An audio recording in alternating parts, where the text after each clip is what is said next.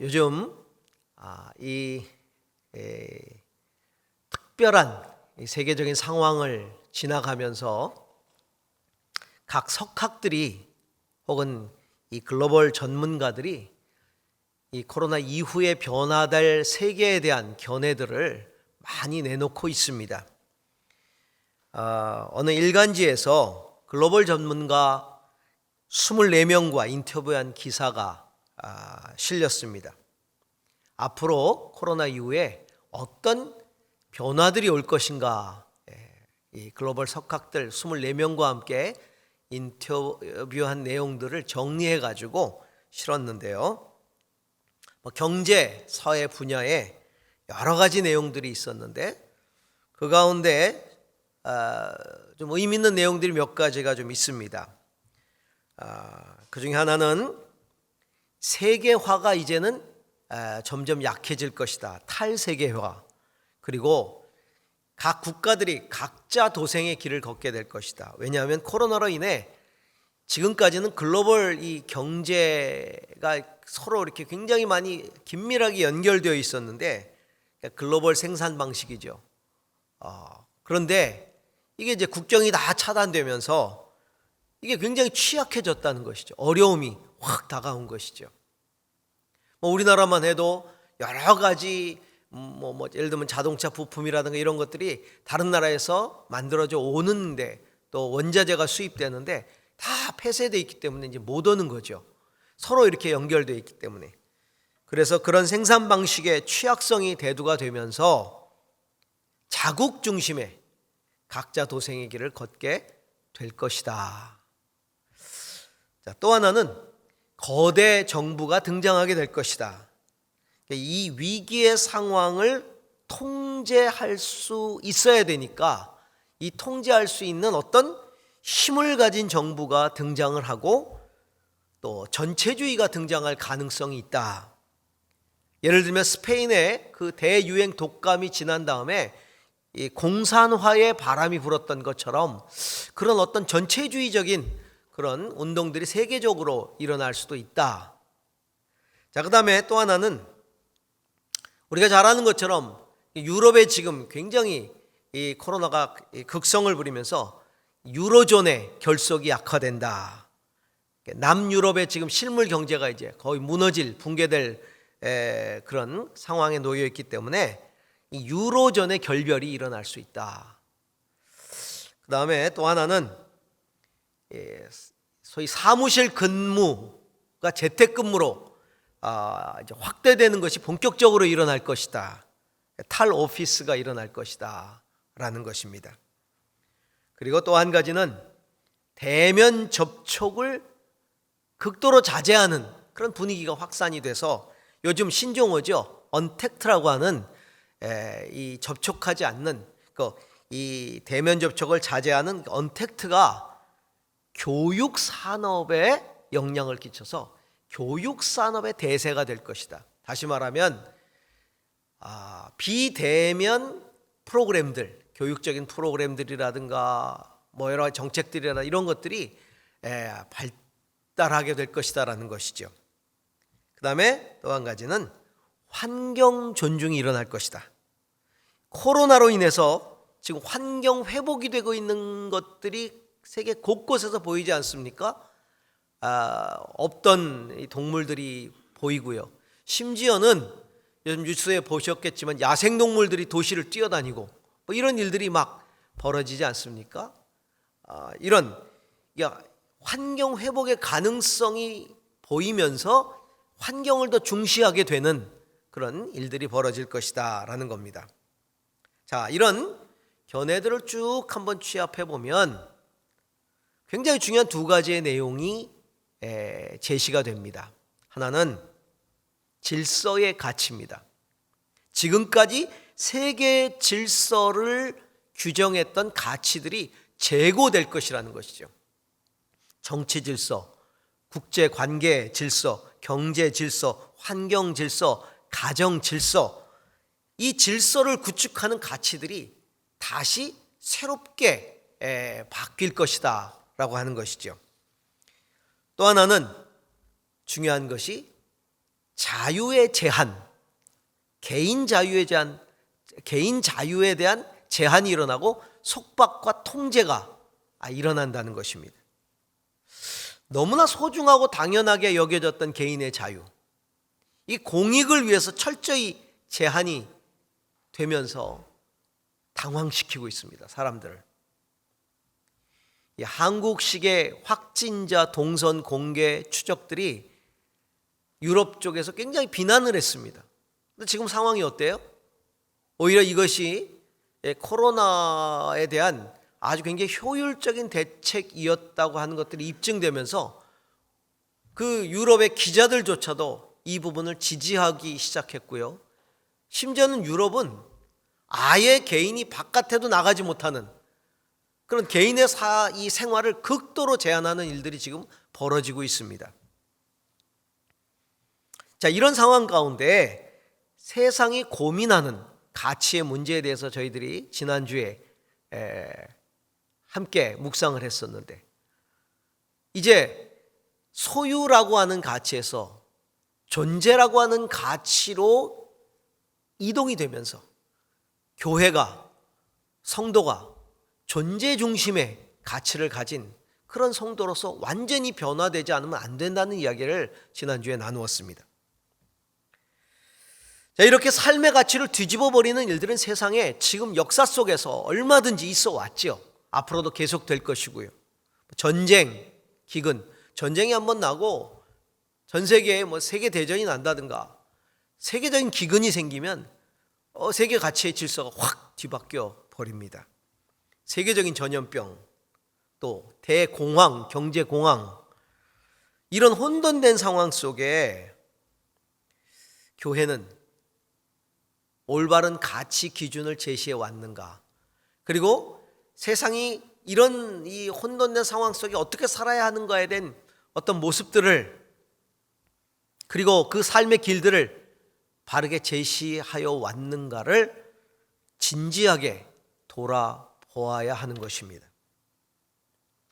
때로는 이 교회가 세계 질서와 가치의 편에 서기도 하고, 때로는 그것들을 거부하기도 하면서 어느 때는 긍정적인 영향을 끼쳐왔고 어느 때는 부정적인 영향을 끼쳐왔던 게 사실이죠.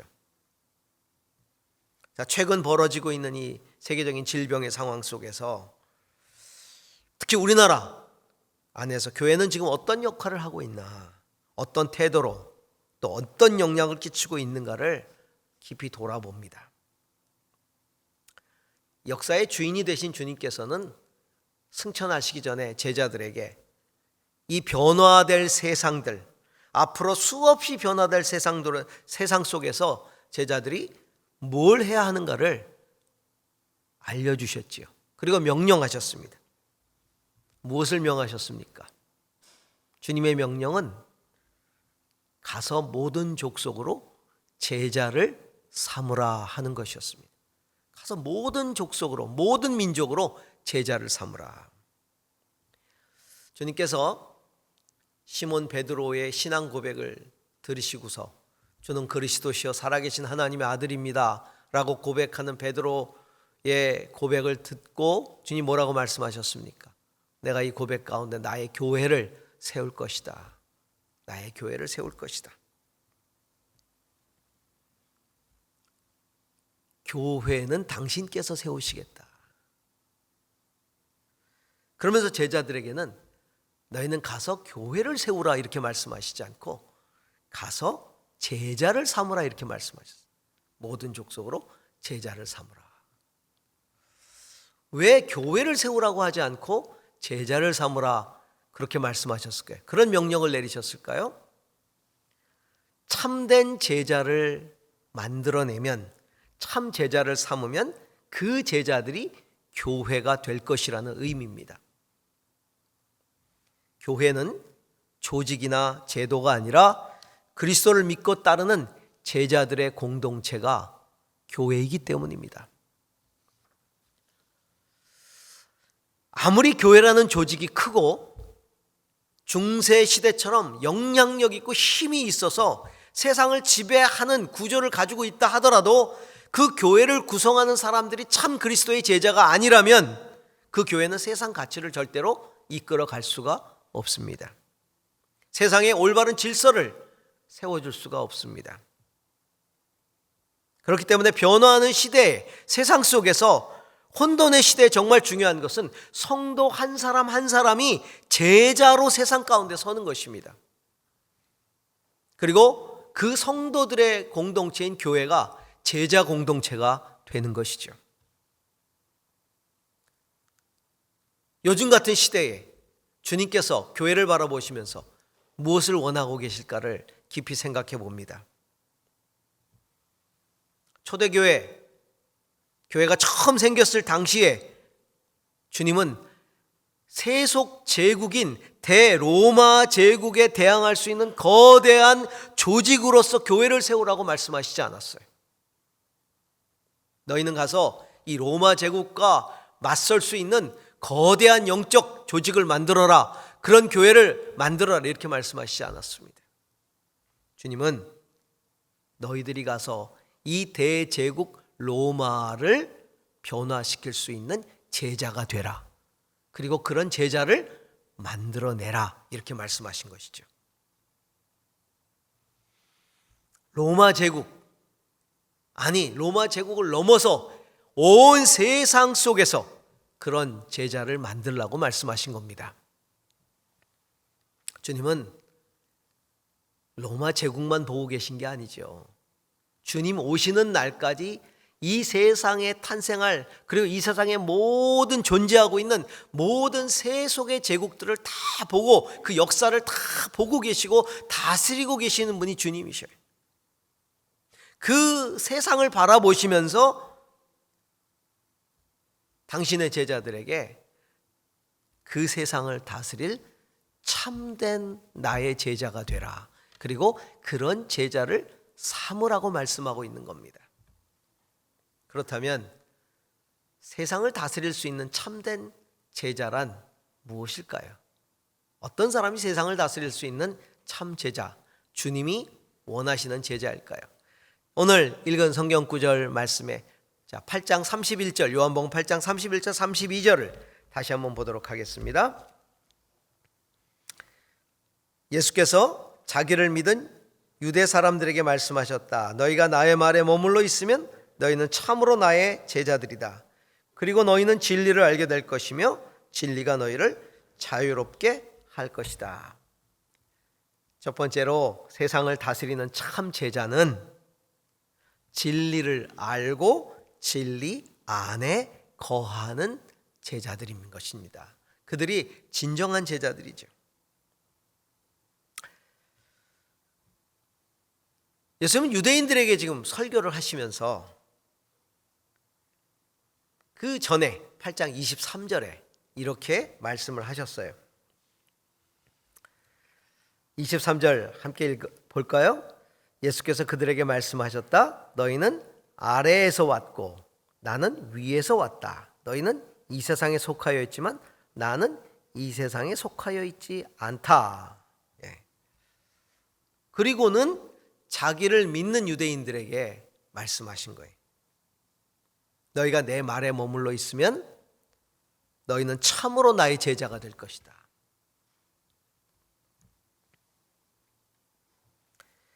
자, 예수님을 따르는 유대인들, 오늘 예수를 믿는 유대인들에게 그렇게 말씀하셨다고 말씀하고 있죠. 자기를 믿은 유대인들에게 말씀하셨다. 이렇게 말씀하고 있어요. 예수님을 따르는 유대인들은 예수님이 하늘에서 오신 메시아일 것이다 라고 생각하고 예수님을 지금 믿고 따르는 것이죠. 그런데 그들이 지금 믿고 따르는 대상으로서의 메시아는 어떤 메시아입니까? 이 세상의 제국을 지배하고 다스릴 유대인의 왕으로서의 메시아인 것입니다. 힘과 권세가 있는 메시아, 세상을 정벌할 메시아, 그런 메시아를 기대하면서 적어도 이분이라면 그런 분일 것이다 라고 믿고 따르는 것이죠. 정말 세속적인 영향을 끼칠 수 있는 그런 메시아를 생각하고 따르고 있는 것이죠. 그런데 예수님은 그들에게 말씀하시는 겁니다. 나는 이 세상에 속해 있지 않다. 너희는 하늘에서 났고 나는 위에서 났다. 너희는 땅에서 났고 나는 하늘에서 났다. 라고 말씀하시면서 그들이 메시아를 기다리고 정말 메시아를 따른다면 먼저 진리이신 당신의 말씀 안에 거해야 한다라고 말씀하고 있는 것이죠. 진리 안에 거해야 된다. 세상을 다스리려면 세상의 제자가 돼서는 안 된다. 세상을 다스리려면 세상의 제자가 되지 말고 주님의 제자가 되어야 하고, 주님의 제자가 되려면 세상에 속하지 않은 주님의 제자가 되려면 진리의 말씀 안에 머물러야 한다라고 말씀하고 있는 겁니다. 말씀 안에 머문다는 게 뭡니까? 진리의 말씀이신 예수 그리스도를 믿는 겁니다. 그 예수 그리스도의 말씀을 깨닫는 겁니다. 그리고 말씀을 붙드는 겁니다. 그리고 말씀에 순종하는 겁니다. 이게 말씀 안에 거하는 겁니다. 이게 제자입니다. 예수님은 이렇게 말씀하시는 거죠. 세상적인 힘과 권세를 가진 교회, 그런 성도가 세상에 영향을 끼치는 것이 아니라 진리 되신 예수님의 말씀을 따르는 교회와 성도가 세상에 영향을 끼친다. 그러므로 교회와 성도는 상황을 지배하기 위해, 세상을 지배하기 위해 메시아를 이용하려고 하는 그런 교회가 되어서는 안 된다. 그런 성도들이 되어서는 안 된다. 메시아를 이용해 나의 힘을 얻고 그 힘을 과시하려 들지 말고 예수의 말씀에 귀를 기울이고 진리에 복종하라, 이렇게 말씀하고 있는 겁니다. 로마를 진리로 이끌었던 것, 로마를 성경적 진리로 이끈 영향력이 기독교 교회의 조직력과 힘에 의해서 나온 것입니까? 제자들의 어떤 세속적인 권세로부터 나왔습니까? 아닙니다. 로마를 변화시켰던 그 영향력은 진리 안에 머물면서 비진리에 항거하고 진리를 위해 기꺼이 목숨을 버렸던 제자들의 순교적인 헌신, 그리고 그들의 거룩한 삶이 로마에 영향을 끼친 것이죠. 그런 영향력이 없다면 로마가 기독교를 받아들일 그런 마음이 있었겠습니까?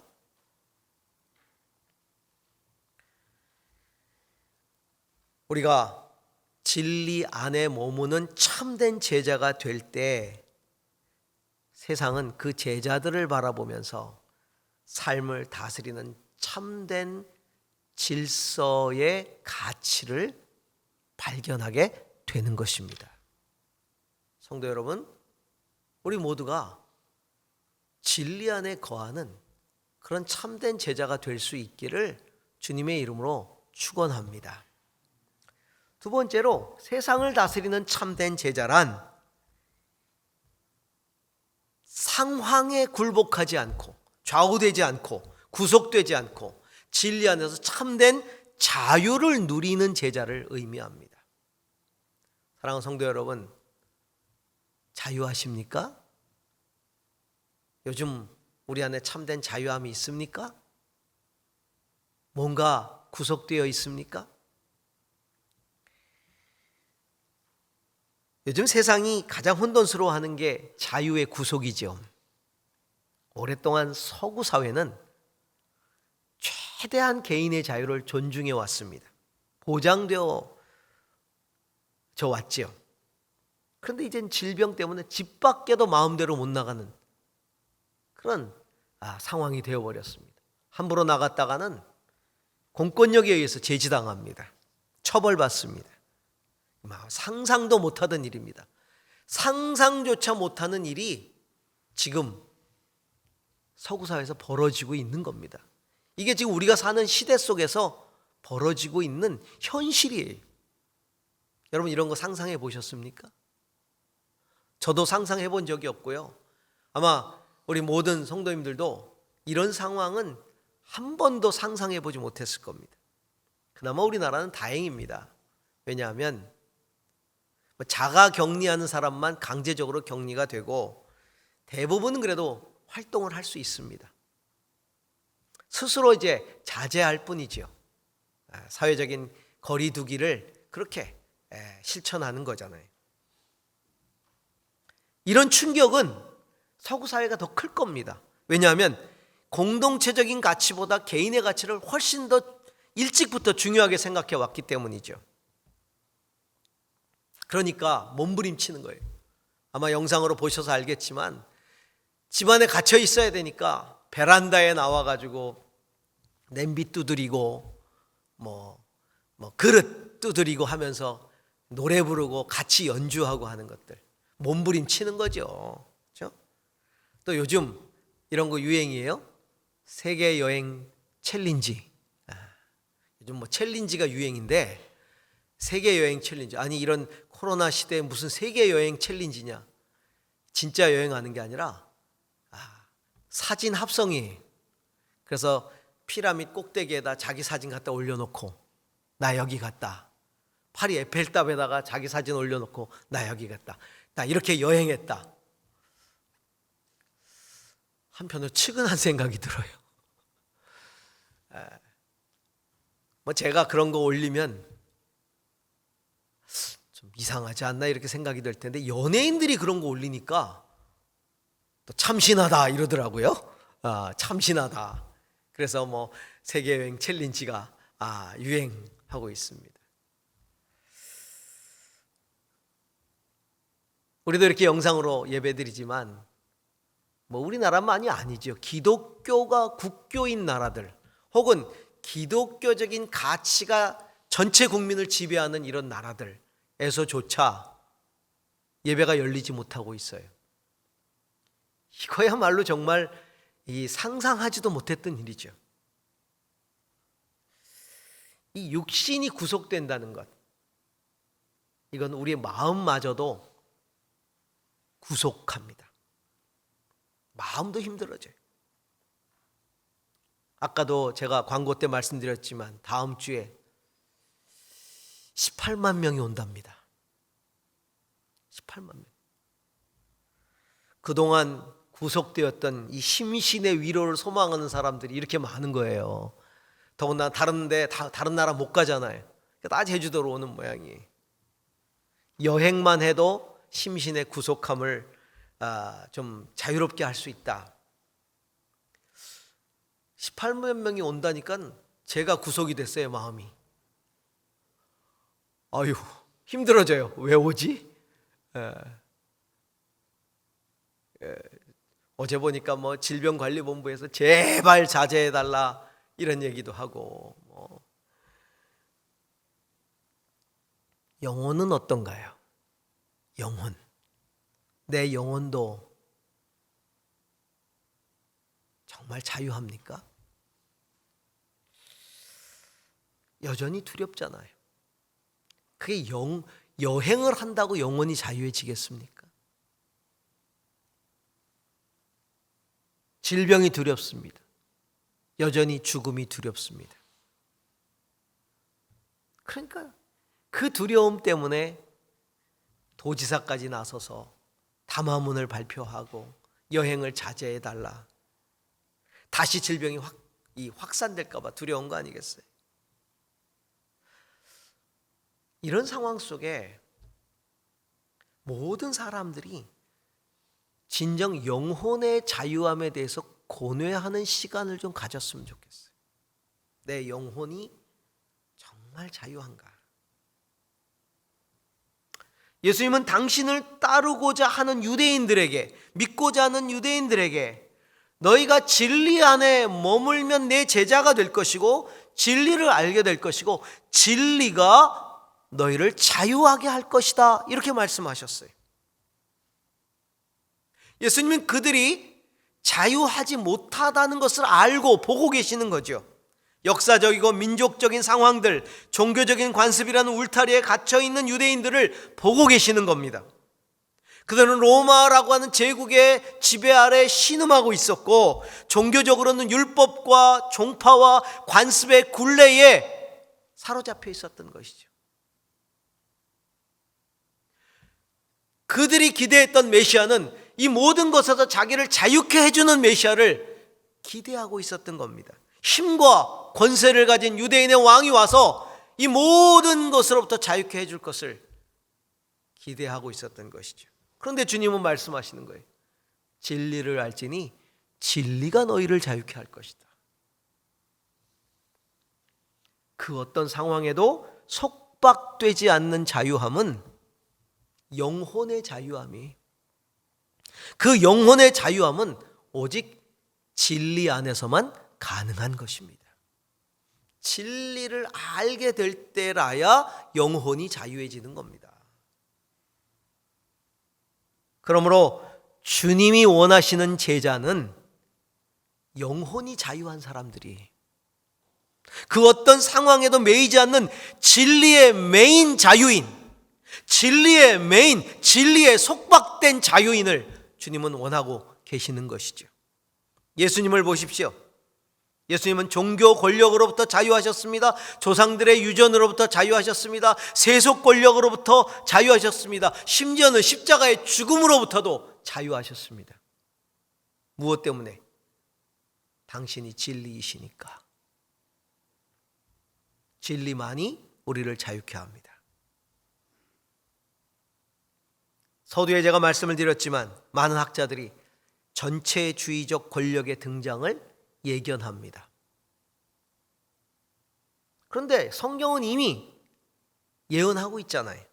많은 예언서들 가운데 보면 종말 때가 가까워올수록 절대적인 세속 권력과 절대적인 종교 권력이 등장할 것이고 이 둘이 결탁할 것이다. 이렇게 이미 성경엔 예언되어 있지요. 그리고 초대교회 이후를 한번 보십시오. 초대교회 이후에 정말 종교가 자유해졌습니까? 심신이 자유해졌습니까? 아니죠. 오히려 수많은 핍박이 일어나고 고통당하고 순교당하고 예수의 진리 때문에 얼마나 많이 죽어갔습니까? 그런 속박은 역사 속에 계속되어 왔고 지금도 계속되어지고 있습니다. 하지만 진정한 그리스도의 제자들은 이 죽음 가운데서도 자유했다라고 하는 것이지요. 빌립보 감옥에 갇혀서 찬송하고 기도했던 바울과 실라처럼 영혼의 자유함, 그것을 누렸던 것입니다. 상황에 지배받지 않는 영혼의 자유함, 그것은 진리만이 가져다 주는 것입니다. 성도 여러분, 정말 자유하십니까?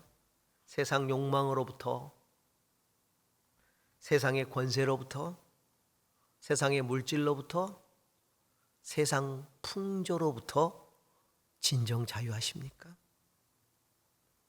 진리에 사로잡혀야 자유함이 있습니다. 우리 모두가 말씀 안에 머물 뿐만 아니라 그 말씀이 주시는 참된 자유함을 누리는 그리스도의 제자가 되기를 축원합니다. 세 번째로 세상을 다스리는 참 제자는 그 진리의 제자를 삼음으로써 세상을 자유케 하는 제자들입니다. 내가 진리 안에 거하고 진리 안에 자유함을 누린다면 세상을 진리로 자유케 해야 하는 것입니다. 이게 주님이 찾으시는 참 제자입니다. 오늘 우리가 읽은 요한복음 17장 말씀에도 그렇게 말씀하고 있죠. 자, 하나님 처음에 인간을 창조하시고 인간에게 말씀하셨습니다. 다스리고 정복하라. 다스리고 정복하라. 우리가 문화명령이라고 얘기를 합니다. 세상을 다스리고 정복하라. 그리고 예수님은 제자들에게 그 제자들을 회복시키시면서 이제 주님이 우리를 창조하시고 그리고서 명령하신 다스리고 정복하는 것들을 회복해야 될 명령을 주셔야 되는데 예수님은 가서 하늘과 땅의 모든 권세를 가진 당신과 함께 모든 민족을 제자 삼으라 이렇게 명령하셨어요. 지상명령이라고 하죠. 제자들에게 가서 제자 삼으라. 세상은 사람이 다스리는 겁니다. 세상을 다스리려면 사람이 변화돼야 되는 거예요. 진리로 세상을 다스리려면 사람들이 진리에 사로잡혀야 세상을 다스릴 수 있는 거죠. 세상을 바르게 다스리는 사람을 만들려면 진리의 다스림을 받는 제자를 키워내야 합니다. 제자는 스승에 의해서 키워지죠. 그래서 제자를 키워내는 스승이 진리에 사로잡혀야 합니다. 예수님은 제자들을 위해서 그래서 기도하면서 뭐라고 기도하세요? 내가 세상에 속하지 않은 것처럼 저들도 세상에 속하지 않았습니다. 세상에 속하지 않은 저들을 진리로 거룩하게 해달라고, 제가 거룩한 것처럼 저들도 거룩하게 해달라고 기도하고 있는 거죠. 그리고 그 거룩함을 세상 속에 드러내서 그들을 통해 주님을 다른 사람들이 믿을 수 있도록, 이게 예수님의 요한복음 17장 대제사장적 기도인 것입니다. 18절과 20절에 보면 이렇게 기도하고 계십니다. 아버지께서 나를 세상에 보내신 것 같이 나도 그들을 세상으로 보냈습니다. 나는 이 사람들을 위해서만 비는 것이 아니고 이 사람들의 말을 듣고 나를 믿는 사람들을 위해서도 빕니다. 주님의 기도는 나의 제자들을 세상에서 데려가 달라는 기도가 아니에요. 하나님 아버지께 제자들을 의탁하면서 그들을 진리로 거룩하게 해달라는 기도와 함께 나를 세상에 보내신 것처럼 저들도 세상으로 보내니까 저들도 거룩하게 해주시고 저들을 통해 다른 이들이 믿게 해주십시오라는 기도죠. 이번 코로나 이 사태를 지나가면서 우리나라에선 신천지라고 하는 종교가 정말 크게 이슈화 됐습니다. 어렴풋이 알고 있었던 실체가 이게 만천하에 드러났죠. 이제는 기독교인이 아닌 사람들도 신천지를 너무 잘 알아요. 너무 잘 알아요. 제가 이 머리를 깎으러 가는 미용실의 그 미용사도 제가 목사인 걸 아니까 이야기를 하면 신천지 얘기를 합니다. 근데 저보다 더 잘 알고 있어요. 너무 언론을 통해 신천지에 대해서 잘 듣고 있기 때문에.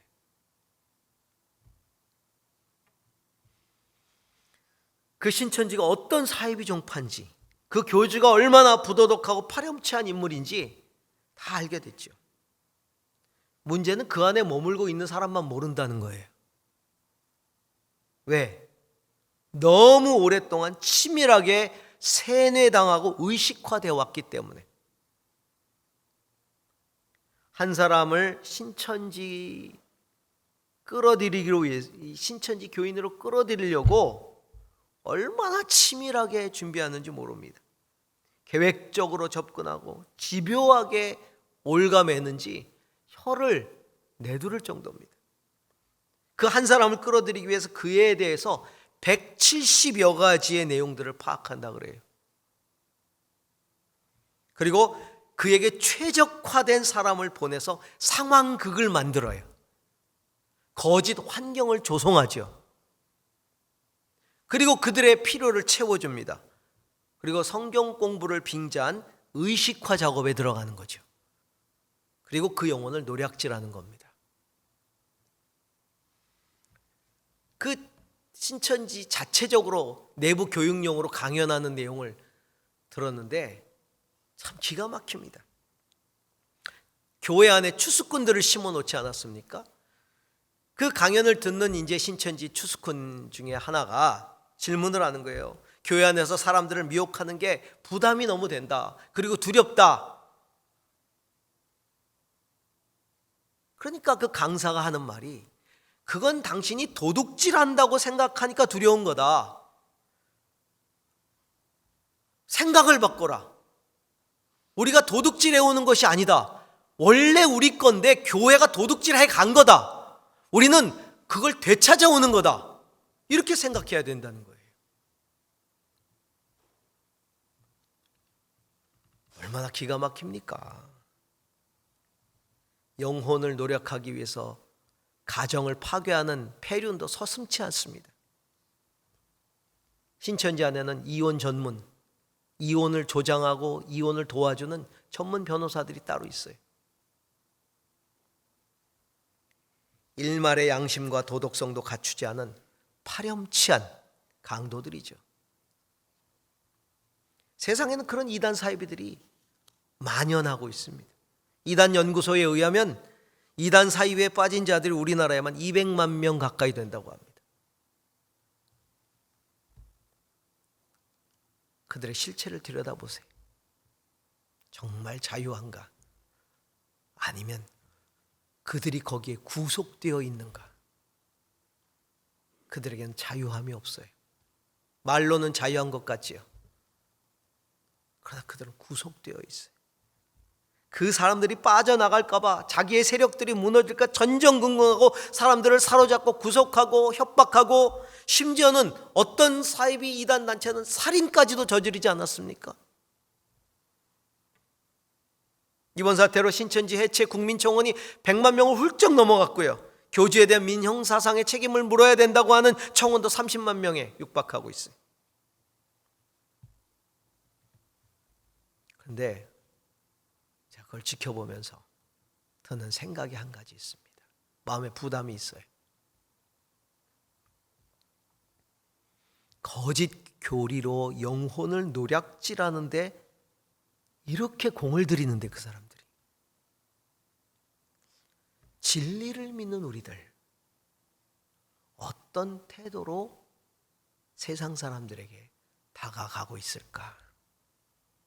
우리 안에 그들을 진리로 말미암아 주님의 제자로 삼고자 하는 열정이 우리에게 있는가? 진리로 세상을 자유케 하고자 하는, 세상이 구속되어 있는 모든 것들을 진리 안에 자유케 하고자 하는 갈망이 우리 안에 있는가? 진리이신 예수 그리스도를 전하고자 하는 사명감이 우리 안에 불타오르고 있는가? 한 영혼을 진리로 인도하기 위한 헌신이 우리 안에 있는가? 그 진리 안에서의 거룩함을 통해 예수 그리스도를 믿게 할 거룩함이 우리 안에 있는가? 그렇지 못하다면 왜일까? 진리를 확신하지 못함 때문일까? 세상에 대한 두려움 때문일까? 아니면 그 주님의 사명은 나에게 준 것이 아니라고 생각하는 것이기 때문일까? 주님의 첫 제자들은 그 사명을 따라 진리를 전하고 제자를 삼는데 그들의 생명을 다 바쳤습니다. 그 제자들의 제자들도, 그 제자들의 제자들도 그렇게 그들의 목숨을 바쳤습니다. 그래서 저와 여러분이 2000년이 지나서 여전히 그 믿음을 가지고 오늘 여기에 있는 겁니다. 주님은 제자를 삼으라는 사명을 주시면서 시대적 상황에 맞게 적당히 하라, 이렇게 말씀하지 않았습니다. 어떤 시대가 돌아오든지, 어떤 상황을 맞게 되든지 제자 삼는 일에 최선을 다하라. 때를 얻든지 못 얻든지 말씀을 전파하라. 온 천하에 다니며 만민에게 복음을 전파하라 말씀하셨습니다. 오늘도 우리 주님은 진리 안에서 자유함으로 세상을 다스리는 참 제자를 찾고 계십니다. 저는 우리 아름다운 교회 성도 한 사람 한 사람 모두가 다, 그리고 우리 아름다운 교회 공동체가 그런 제자 공동체가 되기를 소망합니다. 우리가 그런 제자가 되고 또 그렇게 제자를 삼는 그런 제자 공동체 다 될 수 있기를 주의 이름으로 축원합니다. 기도하겠습니다. 주님,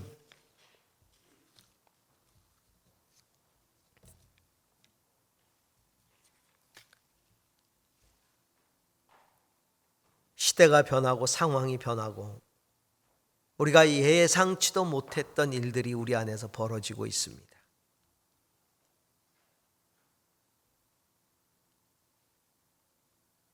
이런 세상 속에서 주님의 명령을 다시 붙듭니다. 주여, 내가 진리의 말씀에 머물게 하시고 제자가 되게 하시고 또한 제자를 삼는 참된 영적 자유인으로 살아갈 수 있도록 인도해 주옵소서. 예수님 이름으로 기도합니다. 아멘.